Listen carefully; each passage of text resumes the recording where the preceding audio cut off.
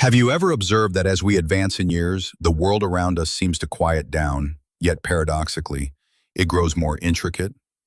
The phone rings less frequently, invitations become scarce, and suddenly time feels like it stretches differently. Your children are occupied, your home feels emptier, and you might begin to question if your presence still carries the same significance it once did.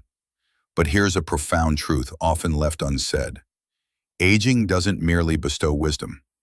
It also renders you more susceptible.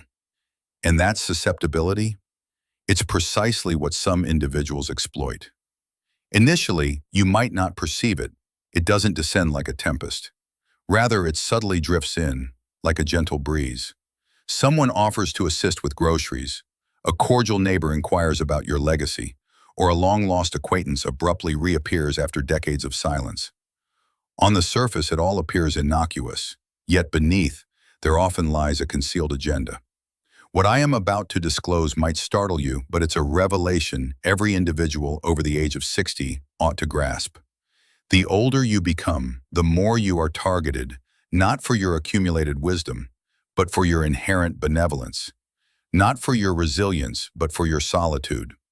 Consider Mr. Davies, for instance. At 74, he lives alone since his partner's passing 5 years prior, spending most of his days tending to his garden or enjoying classic films on television.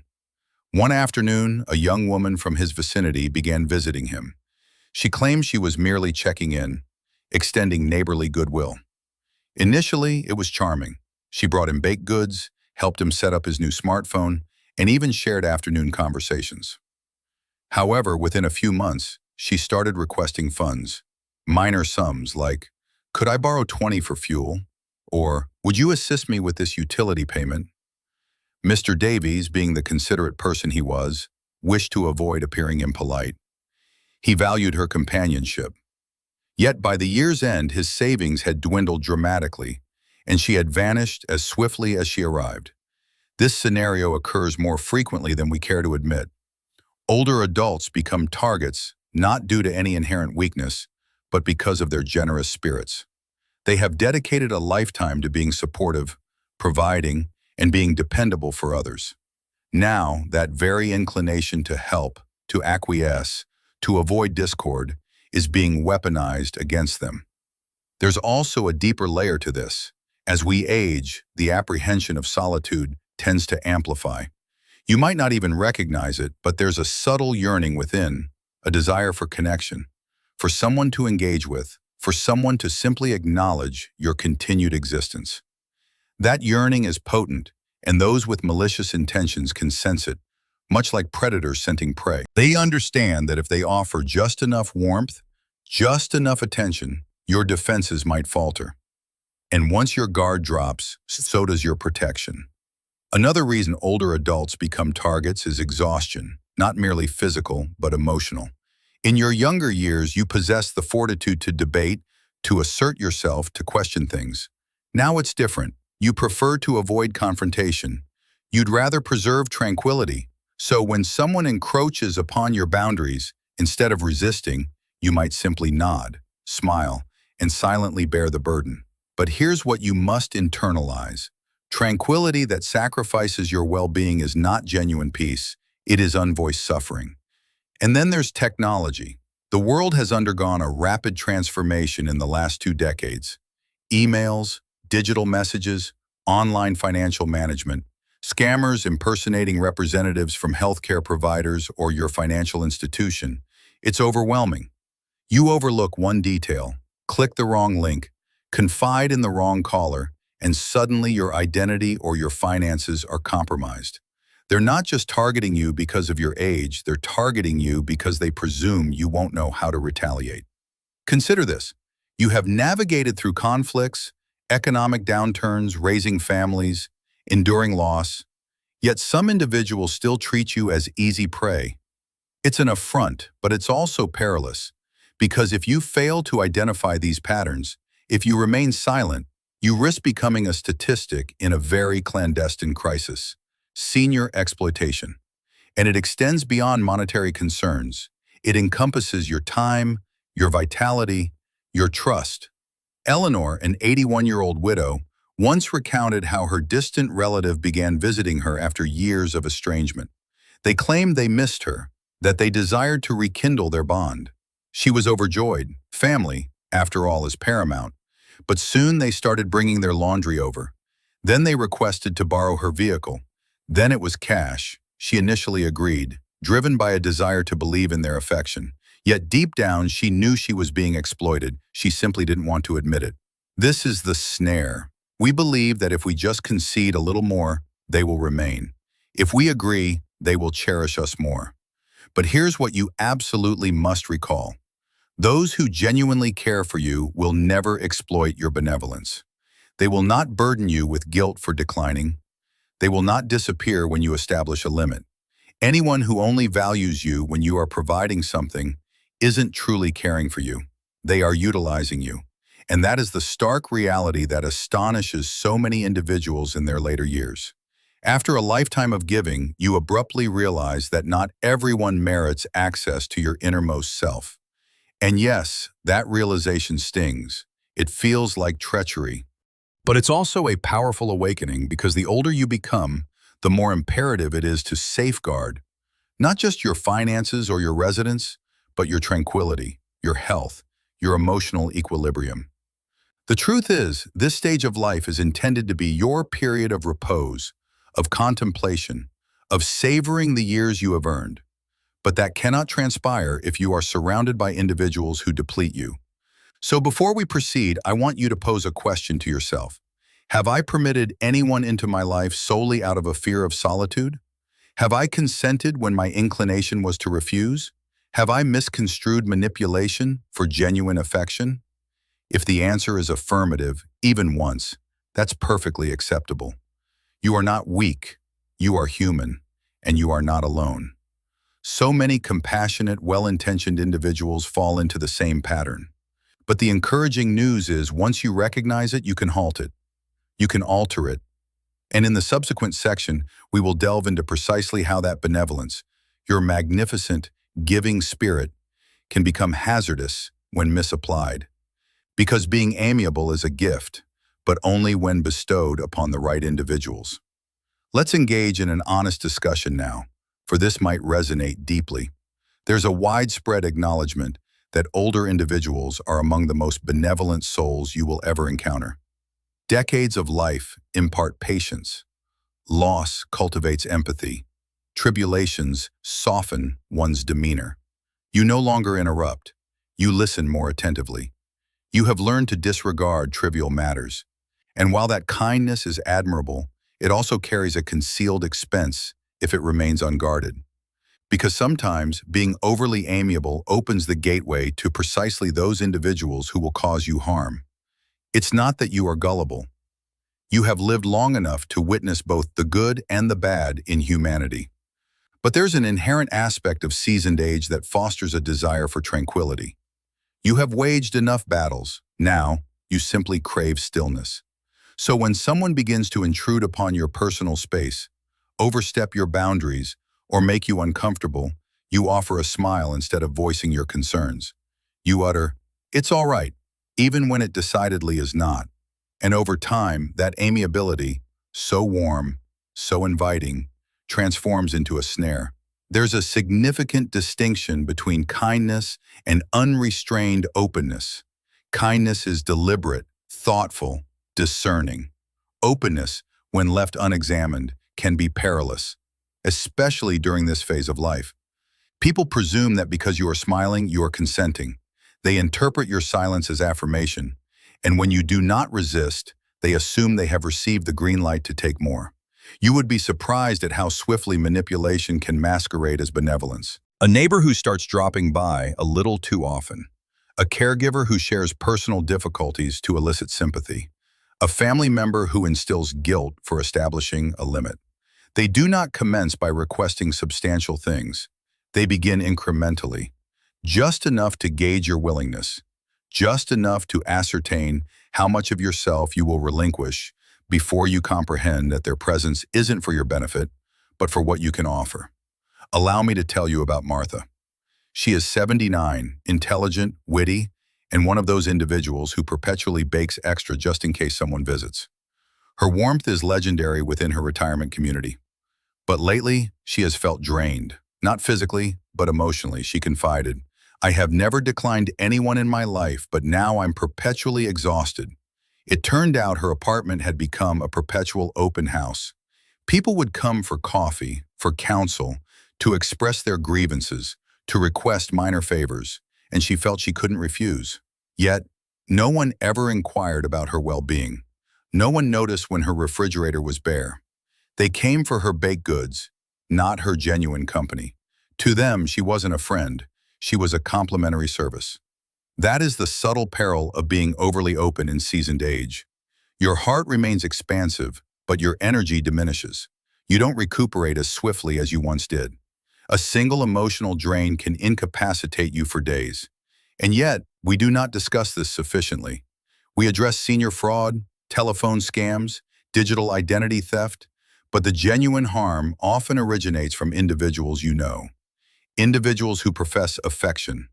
Individuals who merely require a little assistance. And because of your generosity, you provide it. Here's the crucial point. When you consent out of apprehension, fear of discord, fear of solitude, fear of appearing unkind, it ceases to be benevolence. It becomes capitulation. And the truth is, many older adults aren't being excessively accommodating. They are simply apprehensive. Apprehensive of being misjudged, apprehensive of confrontation, apprehensive of refusing and alienating someone's companionship. But allow me to ask you this. What value does companionship hold if it leaves you depleted? What benefit is a conversation that saps your vitality? If every visit concludes with you feeling exploited instead of uplifted, what are you truly gaining? Far too many individuals conflate amiability with inherent goodness. But not everyone who smiles at you harbors benevolent intentions. Not everyone who presents you with a gift deserves access to your trust. Some individuals have perfected the art of manipulation. They understand how to flatter, they know how to make you feel indispensable. And once they pinpoint your vulnerabilities, your solitude, your guilt, your magnanimous nature, they do not readily release their grip.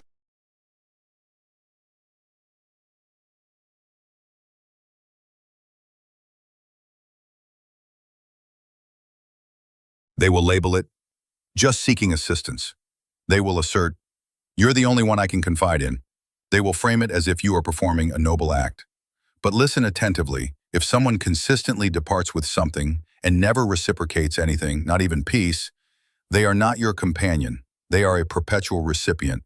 And perpetual recipients do not desist unless you compel them to. This is where limits become crucial. Not to alienate individuals, but to safeguard your emotional core. You are entitled to decline. You are entitled to deactivate your phone. You are entitled to close your door and rest. You are not obligated to answer every call. You are not obligated to accept every invitation. And you certainly do not owe anyone your time merely because you have known them for an extended period. Sometimes the individuals you have known longest are precisely those who take you most for granted. And if someone instills guilt in you for establishing a limit, inquire of yourself. What are they truly distressed about? That they lost access to your benevolence, or that they lost control over it? There's a significant distinction. Genuine companions respect your personal space. True loved ones comprehend your limitations. They will not burden you with guilt, rush you, or demand from you. They will check in, not check up. They will inquire about your feelings, not merely what you can do for them. And if you do not yet have such individuals in your life, do not despair. They exist, but sometimes you must dislodge the inappropriate crowd before the suitable ones emerge. You have dedicated your entire existence to assisting others, raising children, pursuing careers, nurturing family, perpetually giving, giving, and giving. Now, in these years that are meant to be serene, you deserve to be encircled by individuals who enrich you, who bring warmth instead of burdens, who invigorate you rather than draining your essence. So take a moment and reflect. Who in your life replenishes you, and who surreptitiously depletes you? Because in the next segment, we will delve into the true meaning of establishing a firm boundary. Not to be harsh, but to survive. Because boundaries in seasoned age are not just judicious, they are hallowed. Let's be frank. Declining has never been effortless. particularly when you have devoted a lifetime to being the dependable person, the one individuals could always rely on, the one who lingered late, offered assistance, gave more, even when no one inquired about your well-being.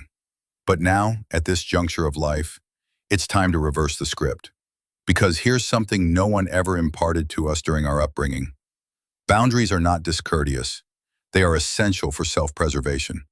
You are not being egocentric by safeguarding your time.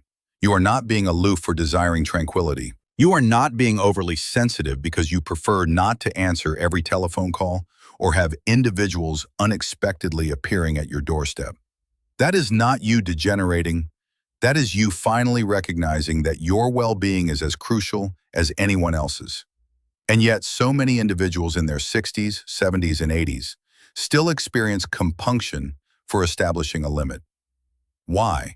Because we were nurtured in a society that extolled selflessness, even if it necessitated self-neglect. We were instructed to be amiable, to shun confrontation, to maintain harmony. But what no one apprised us of is that amiability without boundaries invites the wrong individuals to exploit us. Envision your energy as a financial account. Every telephone conversation, every favor, every emotionally taxing discussion, every instance you disregard your own needs for someone else, that constitutes a withdrawal. And if you are not depositing anything back, you risk spiritual, emotional, and sometimes even physical bankruptcy.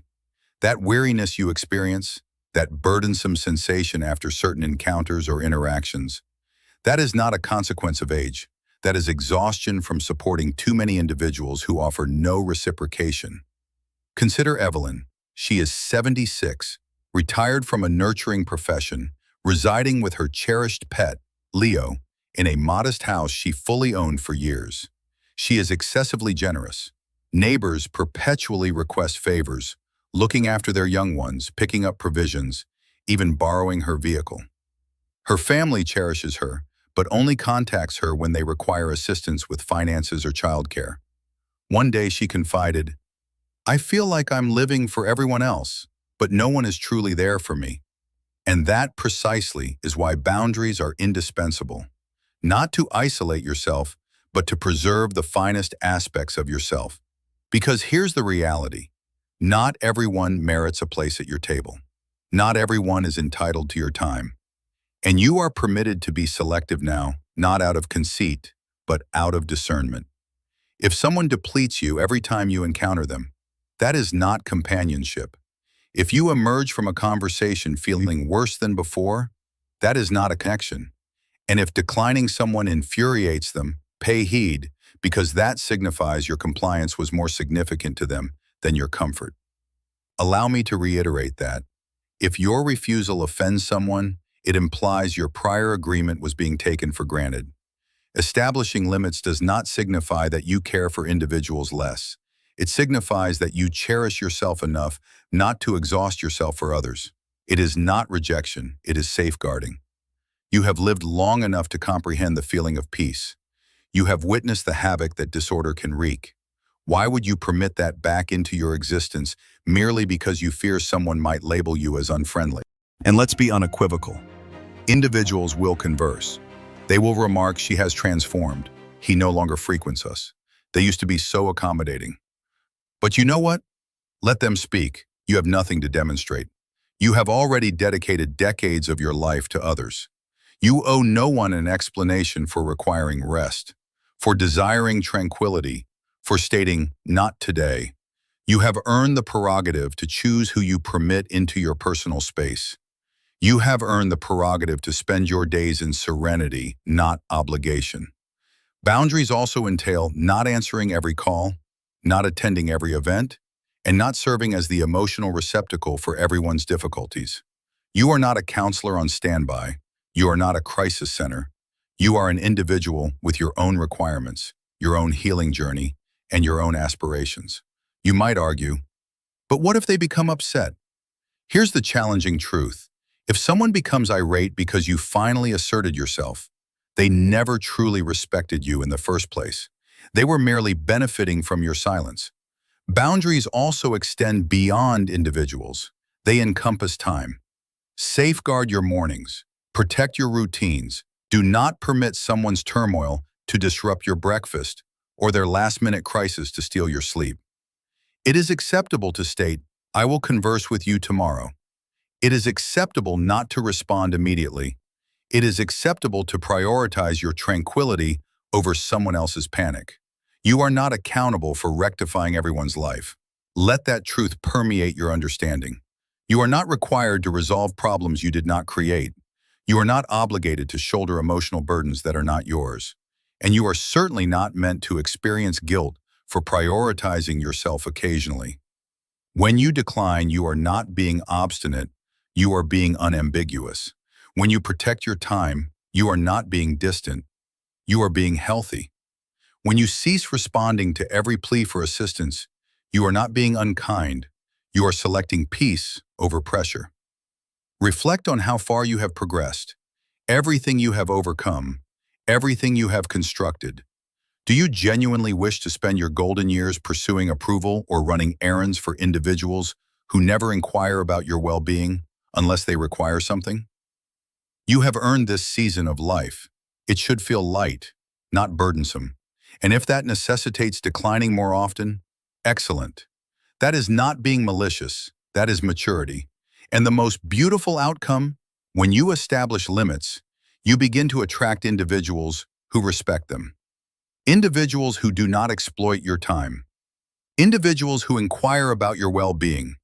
Individuals who replenish your spirit instead of perpetually siphoning from it. But first, you must create that space. So take inventory. Who respects your time? Who upholds your boundaries?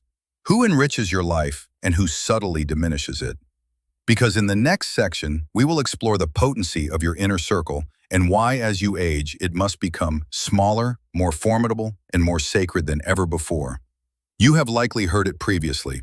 The older you become, the more constrained your social circle. But no one truly elucidates why that is not a detriment. It is a blessing. Because in this phase of your existence, you are not merely managing time, you are safeguarding your serenity, and not everyone should have access to it. You see, in our youth, our lives are replete with motion. Expansive families, bustling workplaces, crowded festivities, individuals constantly arriving and departing. But as we age, our capacity for noise, whether emotional or social, diminishes. And that is not frailty, that is wisdom. You have come to comprehend that every conversation exacts energy, every visit leaves an impression. And if you permit the wrong individuals too close, they do not merely usurp your time, they disrupt your equilibrium. It is not about being unsociable, it is about being deliberate. This is the period to guard your inner circle like a valuable repository because it truly is one. You are not just inviting individuals into your dwelling, you are inviting them into your mind, your emotional core, your cherished routine. If they do not bring peace, clarity, encouragement, or benevolence, they do not belong in that sanctuary. I acknowledge that can be challenging, particularly when it pertains to kin. Perhaps it's a grandchild who only visits when financial assistance is required. Perhaps it's a son or daughter who calls with a heavy load of grievances, leaving you emotionally drained. Perhaps it's a longtime acquaintance whose presence once brought solace, but now perpetually culminates in idle talk, judgment, or tension. Let me state this unequivocally. Historical association does not equate to present harmony. Just because someone has been a part of your life for years does not signify they still merit unhindered access. Some individuals belong to your past. That does not mean they belong in your present. And here's the pivotal shift. You no longer owe everyone your availability. You are not obligated to return every call. You are not obligated to explain your silence. You are not obligated to attend every gathering or respond to every message. Sometimes peace manifests as a silent telephone. Sometimes protection sounds like the word no. Let's delve into practical safeguards now because while the emotional and spiritual aspects are profoundly significant, there are also very tangible risks in this stage of life that you cannot disregard. Firstly, your financial resources. If someone pressures you to lend money, co-sign a loan, or grant access to your bank accounts, pause. You have dedicated decades to saving, building, planning. Do not permit guilt or manipulation to eradicate it in a single conversation. If someone genuinely cares for you, they will not place you in a position where you must choose between preserving your finances or maintaining their affection.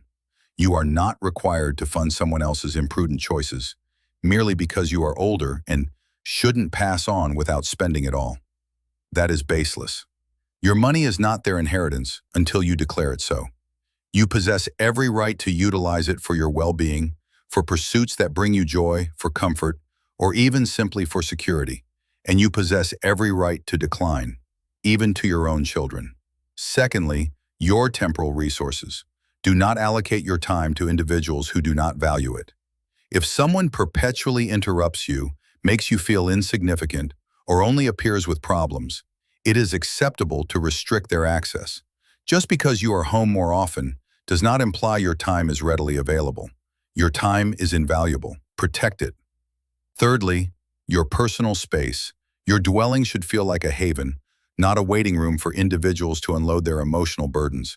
If someone's presence alters the energy in your home, making it feel tense, chaotic, or oppressive, trust that intuition. You are not obligated to open your door to everyone, and you certainly are not obligated to explain why you require solitary time. You do not owe hospitality at the expense of your health. Lastly, your intuition. That innate feeling in your gut when something feels amiss, that subtle voice that whispers, "This doesn't feel right." That is not paranoia. That is wisdom you have acquired. You have earned the right to trust yourself. If someone's words sound pleasant, but something within you tenses up, heed that sensation. You are not being impolite. You are being cognizant. And here's the most potent truth of all. The moment you cease allowing the inappropriate individuals into your life, the suitable ones gain the opportunity to emerge. Perhaps it's a new acquaintance at the community center who genuinely listens when you speak. Perhaps it's a care provider who respects your autonomy. Perhaps it's a neighbor who checks on you without seeking anything in return. Perhaps it's even rediscovering contentment in your own company, realizing that being alone is not synonymous with being lonely. There's a profound joy that arises when your days are not governed by guilt or obligation, when your phone rings and you desire to answer, when the individuals in your life communicate with you with deference, not demands, when your home regains its tranquility. That joy, that is your recompense for finally prioritizing limits over depletion. You have navigated through immense heartache, transformation, and survival. You have supported others, made sacrifices for family, established legacies. And now it is your moment, a time to tread more lightly, to breathe more freely, to slumber without worrying about whom you might have displeased by declining.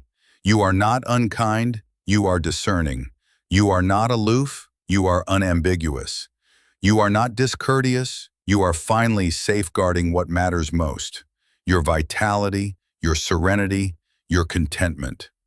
And let me share something else with you.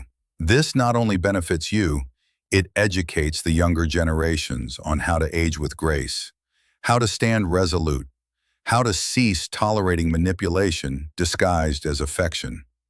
When your grandchildren observe you declining with composure, they will remember it. When others witness you choosing peace over popularity, it sows a seed. Your life continues to impart lessons. Your voice still holds significance. So, allow them to label you as difficult.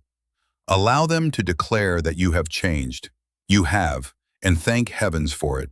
You have transitioned from people-pleasing to preserving peace, from being drained to being deliberate, from feeling culpable to finally feeling emancipated.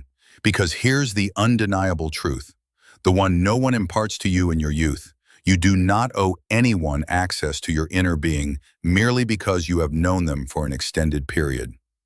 You owe yourself the liberty to savor your days, to safeguard your emotional core, to abide in silence without offering an apology for it. So, exercise discernment in seasoned age, not because you are frail, but because you become more invaluable than ever. And some individuals will seek to exploit that. But now you possess greater insight, and greater insight That is how you conclude this chapter with fortitude, tranquility, and your head held high.